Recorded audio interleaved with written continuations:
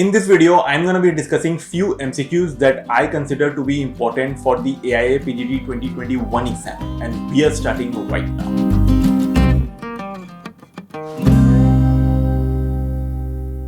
Hello everyone, my name is Dr. Taha Khan. Welcome to my YouTube channel where I share with you clinic and exam related productivity tips and strategies. If this is your first time here, start now by subscribing and hit the bell icon so that you don't miss anything. I have selected these MCQs not from any particular subject, just picked randomly from some of the important topics that I think you should study for the 2021 exam. So let us directly jump to the MCQs, and I would also try to provide with an explanation to the questions so that some portion of the topic also gets covered up. So the first MCQ is testis lies at the level of deep inguinal ring up to. The options are A 4 months, B 5 months, C 7 months and D 9 months. So the correct answer is 7 months. Now let us see the explanation of this. Testicular descent is necessary for spermatogenesis. We know this, and this process of spermatogenesis requires 2 to 3 degrees cooler environment. Each testis begins to descend during the second month of IUL. IUL means the intrauterine life, and eventually they reach scrotum by birth. So the testis is at the level of T10 to T12, okay, at second month of IUL. Then it descends to the iliac fossa by the third month. Then it rests at the deep inguinal ring by 4th to 6th month. Then it begins to traverse the inguinal canal, and this process starts from the 7th month. So the testis is at the level, it rests at the level of the deep inguinal ring up to 7th month, and then it begins to traverse, and it reaches the superficial inguinal ring by the 8th month, and it reaches the scrotum ultimately by 9th month. Before continuing with further MCQs, let me know if you would like me to upload more videos of this sort, where I pick up important MCQs from important topics for the exam and provide an explanation for it. Let me know by commenting below, and if I get a good response from you people, then I'll be uploading more and more MCQ related videos like this one on my channel. So the next MCQ is all structures pierce the clavipectoral fascia except. The options are lateral pectoral nerve, lateral thoracic artery, cephalic vein, and the last option is D, thoracoacromial artery. The correct answer is B, that is the lateral thoracic artery. And for the explanation of this question, let us see this photo of the clavipectoral fascia. So this is a photo of the clavipectoral fascia, and I will also tell you a very easy mnemonic to remember the structures that are piercing the clavipectoral fascia. So before that, let us see what is given in this picture. So the clavipectoral fascia is a fascia that lies in relation to the clavicle bone and the pectoralis major muscle. Okay. Now if we see in this diagram, this is the pectoralis major muscle. Okay. So this fascia is present below this clavicle bone. This is the clavicle bone. So this fascia is present below this bone and beneath the pectoralis major muscle. So if we remove this muscle, this is what we get. If we remove this muscle, this is the fascia that we can see, the whitish structure, that is the fascia, and these are the structures that are piercing the clavipectoral fascia. Okay, so if we look into this diagram, this is nothing but just the anterior-posterior view of the clavipectoral fascia. So this thing is the pectoralis major muscle. Pectoralis major muscle, and behind this is the pectoralis minor muscle. Pectoralis minor muscle. Okay, and this one is the clavicular bone. This one is clavicle. And this small muscle we can see here, this is the subclavius muscle. This muscle lies or originates from underneath the surface of the clavicle. So it is named as the subclavius.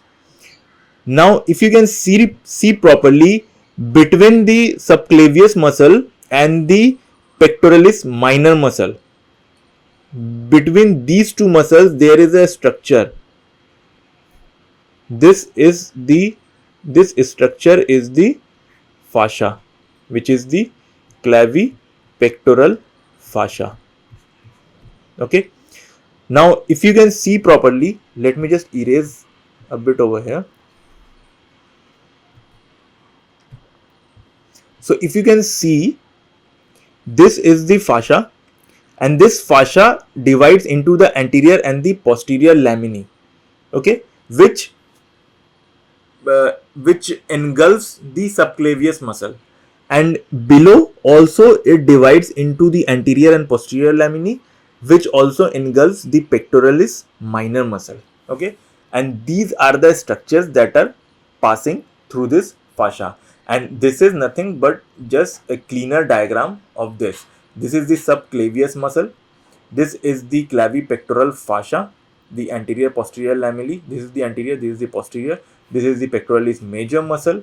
This is the minor muscle, and this is again the anterior and posterior laminae of the clavipectoral fascia. Okay. Now let me tell you the mnemonic to remember this. So the mnemonic to remember the structures or the contents of the clavipectoral fascia is CLTL. Okay, now how do you get CLTL? It is nothing but this thing, the CLTL. Wait, let me just change the color. The CLTL, the clavipectoral CL, and the TL of this. So from clavipectoral itself, you can derive the mnemonic of the structure that passes through this. So CLTL, C is for cephalic vein,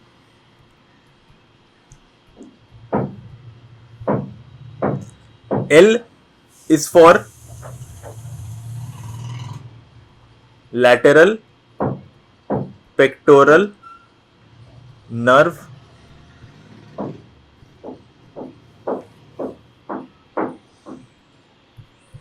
T is for the thoracoacromial artery, and L is for the lymphatics. Okay, so if we see the diagram, let me show this in the diagram.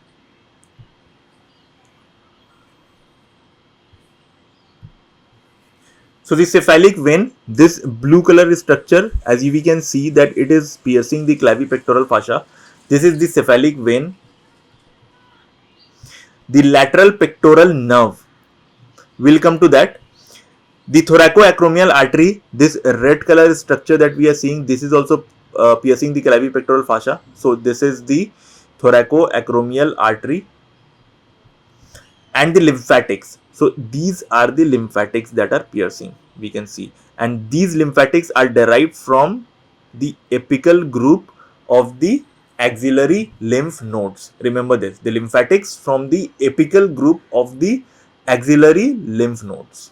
And at last, the lateral pectoral nerve. Now if we see this diagram, we can see that this is the nerve that is passing. Okay, so this is the lateral pectoral nerve which innervates the pectoralis major muscle. So these were the mnemonics for the contents of the clavipectoral fascia. So the next MCQ is lochia in correct order during purpurium. The options are A. Rubra, serosa, then alba, or serosa, rubra, then alba, alba, serosa, rubra, and the last option is D. Alba, mucosa, serosa. Now the correct answer is obviously option A. That is the correct order of lochia is rubra, then serosa, then alba. Now lochia rubra is red in color, serosa is yellowish in color, and the lochia alba is pale white in color. The red color of lochia rubra is because of blood, shreds of fetal membranes, decidua, lanugo, and meconium, and etc. Lochia serosa consists of less RBC but more leukocytes, and these are more or less the contents of lochia serosa, the microorganisms, the mucus from the cervix, etc. And the alba, lochia alba, is whitish in color because it contains plenty of decidual cells, leukocytes, mucus, cholesterol crystals, fatty and granular epithelial cells, and also microorganisms. Now, lochia is a vaginal discharge which occurs for the first 14 days during puerperium. Out of these first 14 days, the lochia rubra discharge occurs from 1 to 4 days. Lochia serosa discharge is from 5 to 9 days, and Lochia alba is for about 10 to 15 days. So obviously the correct order will be Lochia rubra first, then serosa, and then alba. So the next MCQ is from Materia Medica. Vertigo on seeing the flowing water is the characteristic feature of. Options are A. Theridion, conium mac, 3. Ferrum metallicum, and 4. All of the above. So the correct answer is ferrum met. Now if we see the vertigo symptoms in ferrum met,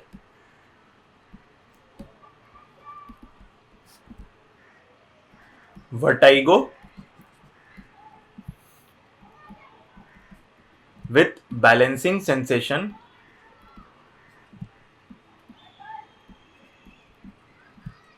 on water,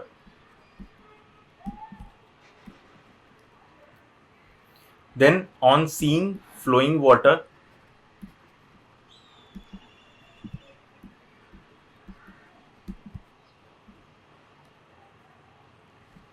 then walking over water, crossing bridge, which is also a symptom of lysine, then vertigo on descending, which is also present in borax and sanicula. Now obviously we know that in borax there is great anxiety on the downward motion. Okay, so these are the vertigo symptoms under ferrum met. Now Theridion also has a number of symptoms for vertigo. So in Theridion we see that there is vertigo on closing the eyes,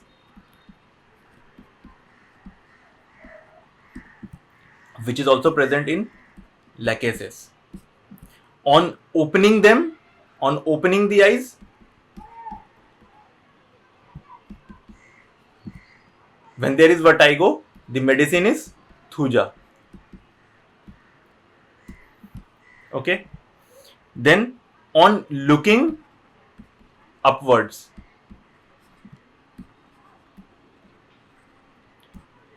when there is vertigo, the medicines are pulsatilla and silesia.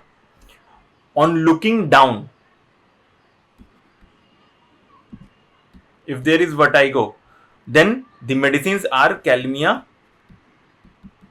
and spigelia. Okay. Then from any or even least noise, when there is vertigo, the symptom is present in Theridion. In conium mac, there is vertigo when lying or turning in bed.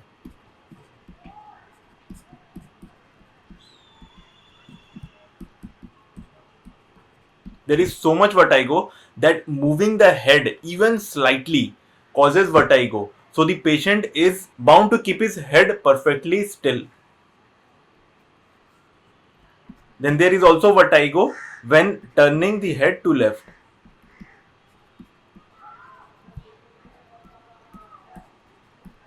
Which is also present in colocynth. Then vertigo in old people or with uterine complaints. So these are the vertigo symptoms of ferrum met, Theridion and conium. So moving on to the next MCQ. and this one is from community medicine. Live vaccines are all except options are typhoid, measles, BCG, and pertussis. So the correct answer is D, pertussis, because all these are live vaccines and this one is a killed vaccine. Let us see the explanation of this MCQ.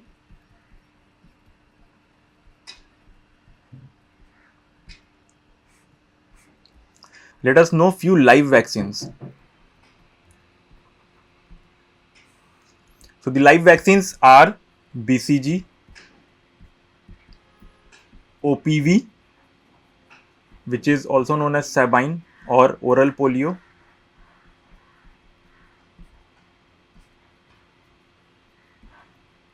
measles, mumps, measles vaccine, mumps vaccine,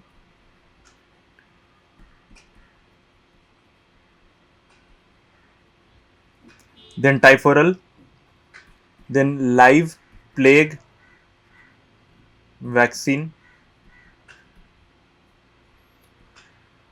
then live attenuated influenza vaccine. In short, it is known as live. Then varicella vaccine and epidemic typhus vaccine. So these are few of the live vaccines that are important for MCQ purpose. Now DPT is a combined triple vaccine for